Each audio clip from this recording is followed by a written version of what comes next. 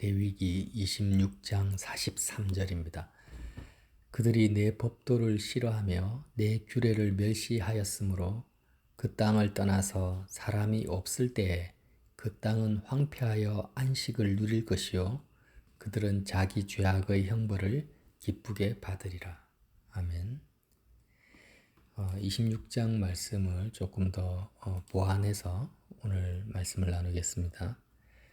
우리가 안식일, 안식년, 휘년, 그리스도 안에서 안식하지 않으면 땅을 쉬게 할 수 없다. 이렇게 말씀을 나눴는데요. 땅을 쉬게 한다라는 말씀은 나와 관계된 모든 것, 특히 사람이죠. 나와 관계된 사람들에게 쉼을 줄 수 없다라는 거예요. 빛과 소금의 역할을 할 수 없고 그들로 하여금 하나님의 주권이 선하게 역사하도록 나를 통로 삼아 복의 통로가 내가 될 수 없다. 땅을 쉬게 할 수 없다. 이 다 같은 의미입니다. 그래서 오늘도 그들이 내 법도를 싫어하며 내 규례를 멸시하였으므로 이 법도와 규례가 무엇입니까? 하나님을 사랑하는 것이죠. 하나님을 사랑하는 것. 이제 우리가 율법을 이렇게 생각해야 되는 거죠. 남편과 아내가 사랑한다면 이런 전제를 정해놓는 거예요. 남편과 아내가 서로 사랑한다면 이런 전제를 가진다면 이제 이 전제 하에서 여러 가지 수십 가지의 계명들 남편과 아내를 사랑하는 그런 행동 그 마지노선이라 할까요? 그 계명을 만들 수 있어요. 예를 들면 남편과 아내가 서로 사랑한다면 식탁에서 밥을 먹을 때 신문이나 텔레비를 보지 않고 서로를 쳐다보면서 대화한다. 1계명. 이렇게 정할 수도 있고요. 서로 사랑한다면 비가 올 때 안부 전화를 한다든지 차를 태워준다. 서로 사랑한다면 웃으면서 만날 때 인사한다. 뭐 이런 식으로 정하기 나름이죠. 뭐 10계명만 만들겠습니까? 100계명, 1000계명도 만들 수가 있어요. 그러나 이 모든 계명들은 뭘 전제합니까? 서로 사랑한다면. 그래서 우리가 마음을 다해서 하나님을 사랑한다면 이제 300가지, 600가지 율법이 생겨난 건데 이 사랑한다라는 이 전제를 빼버리고 내가 밥 먹을 때 텔레비를 보지 않고 상대방을 쳐다봤으니까 나는 사랑하는 것이다. 이렇게 거꾸로 해석한 사람들이 바리새인들이고 율법주의자들이라는 겁니다. 그래서 이렇게 내 법도와 규례를 멸시하였다. 하나님을 사랑하지 않았다라는 거예요.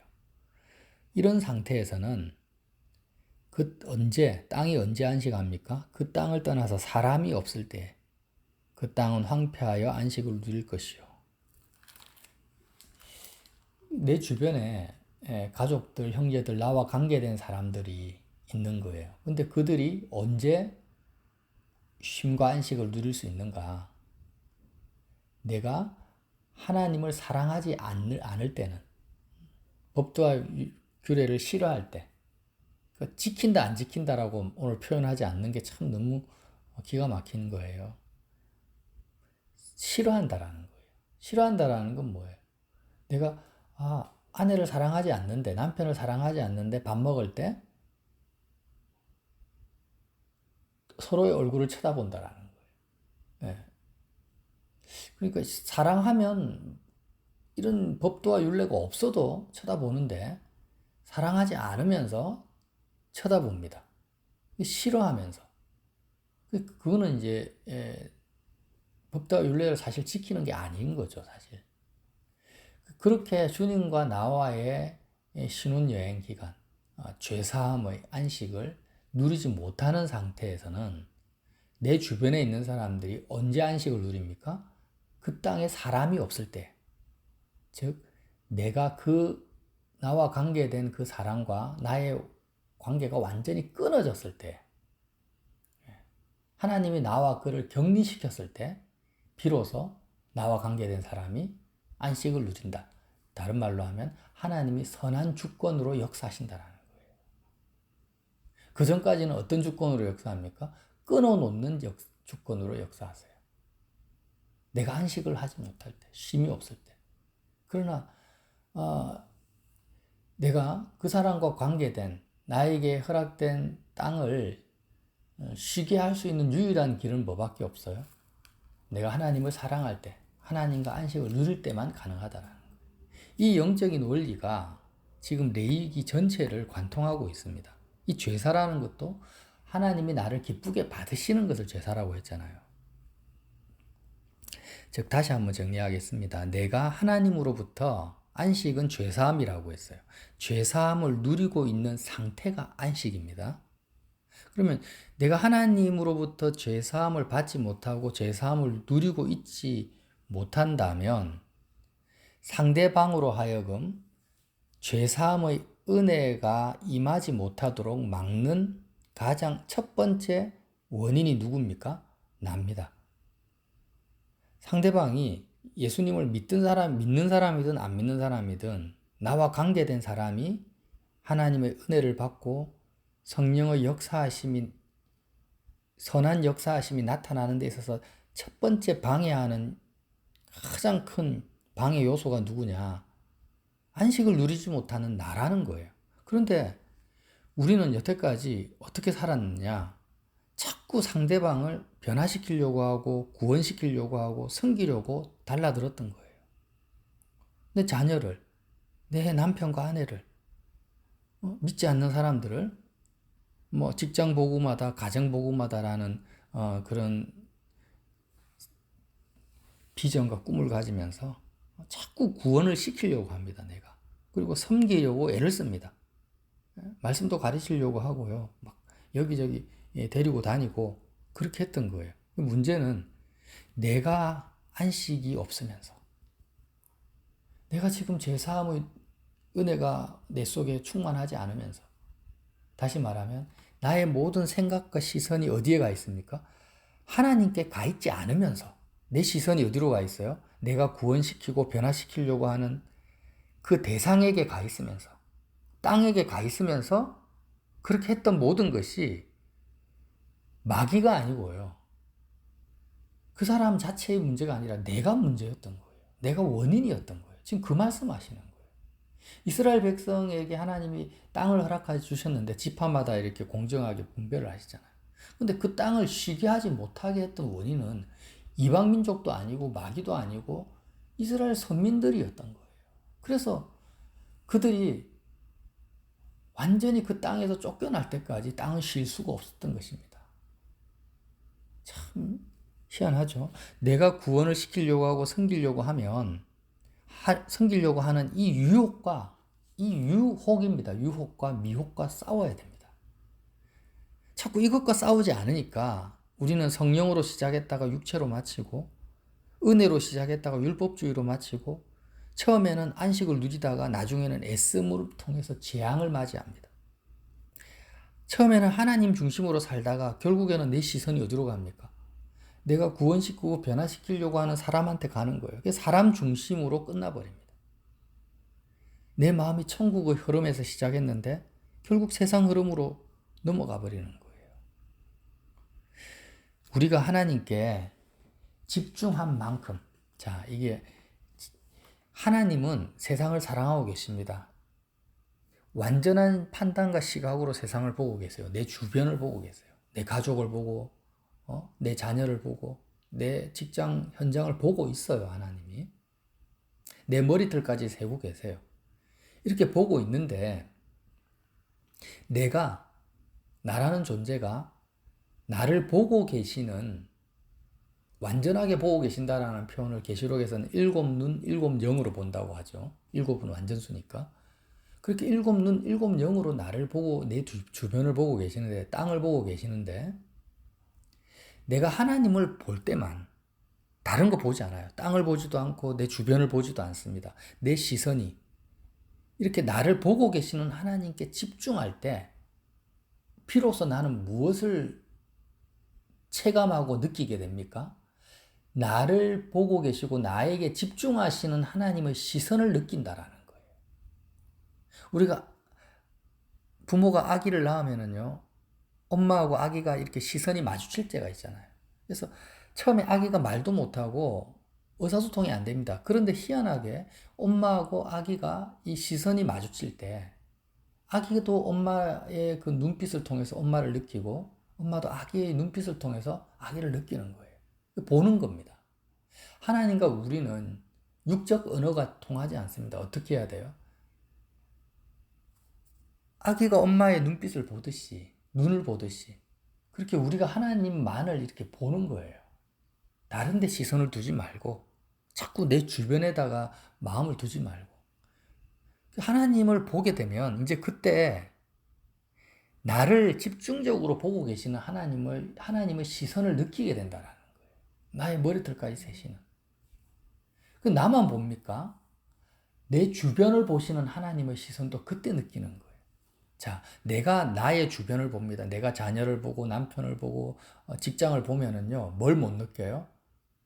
나와 나의 주변을 보시는 하나님의 시선을 느낄 수가 없는 거예요.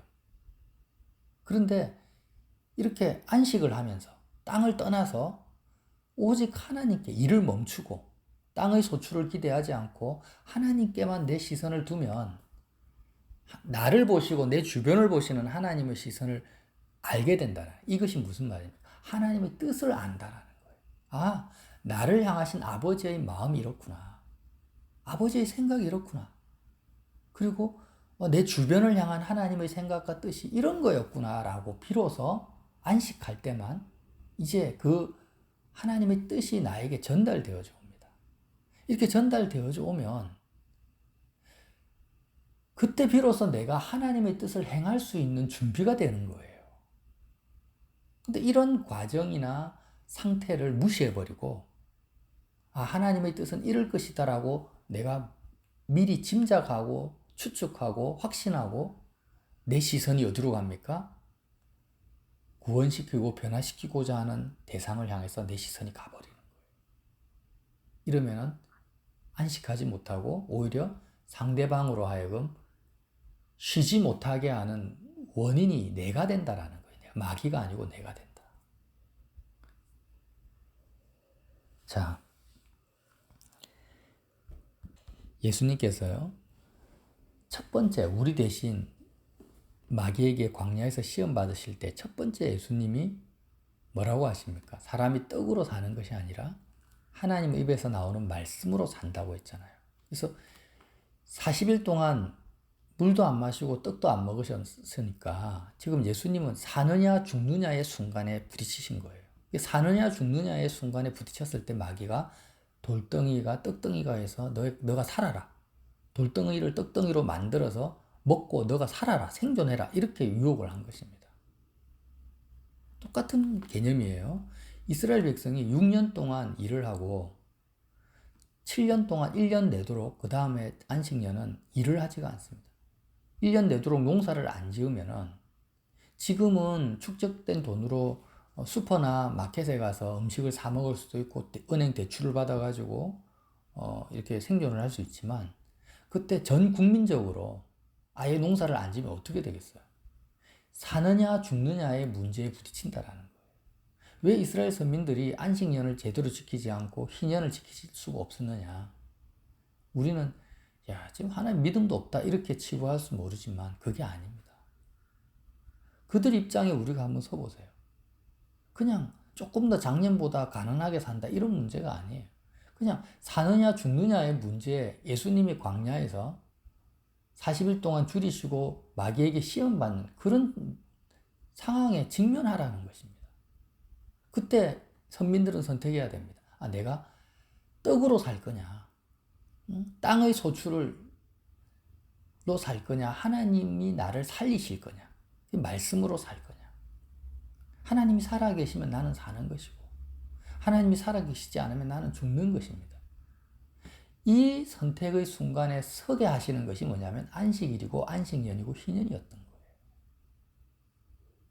그러면서 지금 현대를 사는 기독교인들은 이런 사느냐 죽느냐의 순간의 문제에 하나님과 떡을 선택할 기회조차도 없습니다.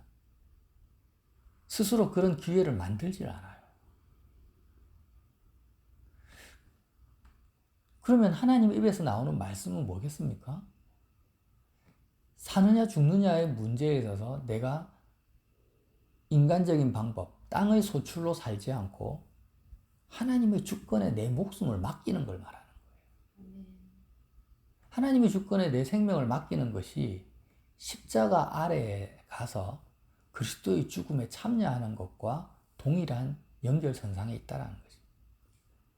이거 자꾸 우리가 말로만 그리스도의 죽음을 예수님이 참된 양식이니까 그러잖아요. 나는 참된 양식이고 참된 음료다 하늘에서 나를 먹지 않으면 너희들이 살 수가 없다. 나를 먹고 마시는 자는 영생을 얻는다. 이 말씀을 추상적으로 상징적으로 이해하는데 그게 아니에요. 실제적인 거예요. 실제적으로 내가 이 땅을 살아가는 데 있어서 사느냐 죽느냐의 문제에서 내 힘으로 내가 상대방을 변화시키려고 뛰어들어서 살 것인가? 아니면 내가 상대방에 대한 모든 나의 시선을 다 끊어버리고 실제로 하나님께만 집중하는 것, 이것이 뭐예요? 세상에 대해서 죽는 걸 말하는 것입니다. 땅을 떠나는 거예요. 이렇게 하나님께 마음을 드리고 마음을 다해서 하나님을 사랑하고 내 시선을 하나님께 집중해서 살아가려면 기본적인 전제 조건이 뭐냐면 떡으로 사는 것을 버려야 되는 거예요. 땅으로 쉬게 해야 된다는 것입니다. 다 같은 의미죠. 떡으로 사는 것에 대해서 하나님께 맡겨버려야 됩니다. 그래서 예수님이 마귀가 그렇게 시험을 했을 때 어떻게 하십니까? 돌덩이를 떡으로 만들지 않고 내가 떡을 만들어서 먹는 그 행위를 버려버리죠. 그렇게 하지 않습니다. 그리고 하나님의 말씀을 선택하십니다. 선택하시니까 하나님이 예수님을 살리시고 떡을 먹이시는 분은 누구세요? 하나님이 예수님에게 떡을 먹이시는 거예요. 안식년의 의미가 똑같죠. 내가 농사를 짓지 않습니다. 내가 애써서 농사 짓는 것을 버려버립니다. 생존의 문제에서. 그리고 하나님의 말씀을 먹는 거예요. 말씀의 총화는 그리스도의 십자가고 십자가는 뭐예요? 그리스도의 죽음에 내가 참여하는 것입니다. 그래서 예수 그리스도의 죽음을 내가 먹는 것이 말씀을 먹는 것이고 하나님의 말씀으로 사는 것입니다.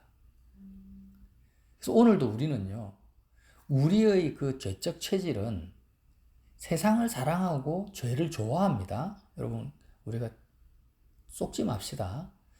내가 지금 세상을 사랑하고 죄를 좋아한다. 이것을 인정하지 않는 분들도 많아요. 우리의 육적인 본질은 세상을 좋아하고 죄를 좋아합니다. 죄를 미워하는 게 아니에요. 나를 미워하지 않습니다. 나를 사랑하고 좋은 의미로서의 사랑이 아니에요. 죄를 사랑합니다. 예. 시기 질투하는 것을 내가 좋아합니다. 내가 원합니다. 세상을 내가 간절히 사모하고 원하고 좋아합니다. 나의 본질은. 이 본질은 변하지도 않고 뿌리 뽑히지도 않습니다. 자꾸 우리는 세상을 좋아하지 않으려고 하고 죄를 미워하려고 애를 쓰는데 내 힘으로 되지 않아요. 이 변하지 않는 거예요. 나를 변화시키려고 애쓰지 마세요. 변화 안 됩니다. 그냥 인정하십시오. 나는 그냥 원래 아담의 피가 내 속에 흐르니까 죄를 사랑하고 죄를 좋아하는구나. 이거 변하지 않구나. 이렇게 인정하고 어떻게 해야 됩니까? 이런 죄적 체질과 속성이 멈출 수 있는 유일한 장소가 어디라고 했어요? 십자가 아래라는 거예요. 그래서 우리는 십자가를 떠나버리면 여지없이 죄를 좋아하고 세상을 사랑하는 우리의 체질이 그대로 나타나는 거예요. 십자가를 떠나면 안 된다라는 거죠. 십자가 아래에 머물러 있을 때만 쉼과 안식을 누릴 수 있다라는 거예요. 죄사함의 은혜를 누릴 수 있다라는 거예요. 죄사함의 은혜라는 것은 이례적으로 받는 것이 아니라 계속 죄사함의 은혜 속에 머물러 있어야 되는 거죠. 그래서 지난 시간에 십자가 아래에서만이 안식할 수 있다. 이렇게 찬송가 415장 말씀도 그렇고 성경의 영적 원리라는 거예요. 자, 그래서 우리의 본질, 이 본질을 멈출 수 있는 십자가 아래에 머물러 있을 때 예수 그리스도의 죽음을 먹게 되고 떡으로 살지 않고 말씀으로 살게 된다는 것입니다. 저와 여러분이 오늘도 싸워야 됩니다. 자꾸 마귀는요, 하와 때부터 선악과를 보게 하고 지혜롭게 할 만하고 탐스럽게 할 만한, 야, 이걸 봐라. 하나님 보지 말고 이거 봐라. 하나님이 먹지 말라는 그것을 자꾸 보게 하는 거예요. 이게 선한 것이다. 이게 지혜로운 것이다. 주변을 보는 겁니다. 보게 하는 거예요. 그것도 나쁜 이유가 아닙니다. 좋은 이유로. 야, 네가 돌아봐야 되지 않냐. 네가 섬겨야 되지 않냐. 네가 부모잖아. 자식을 챙겨야지. 예? 가족이 제일 중요하니까 가족을 챙겨야지. 네 건강이 중요하니까 네가 건강을 챙겨야 되지 않냐. 네가 안 챙기면 누가 챙기냐. 이렇게 마귀가 유혹합니다. 지금 사느냐 죽느냐의 문제에서 그렇게 유혹하는 거예요. 다 넘어갑니다. 우리가 다 넘어갔었어요. 우리가 그거와 싸워야 되는 거예요. 아, 그렇지. 하나님이 나를 보고 계시지. 하나님의 시선을, 하나님과 눈을 맞추는 것이 중요한 거지. 내가 주변을 보면은 나는 죽는다. 내가 주변을 보면 상대방을 죽인다. 내가 하나님을 보는 것이 이웃을 사랑하는 것이다. 그래서 이웃 사랑과 하나님의 사랑은 같다라고 성경이 계속 강조하고 있는 것입니다. 하나님을 사랑하는 것이 이웃을 사랑하는 거예요. 이 영적 원리가 우리의 마음에 깊이 새겨져서 오늘도 어떤 세상의 소리, 마귀의 유혹에 넘어가지 마시고 처음부터 끝까지 십자가 아래에서 하나님과 시선을 맞추는 저와 여러분 되시기를 예수님 이름으로 빌어드립니다.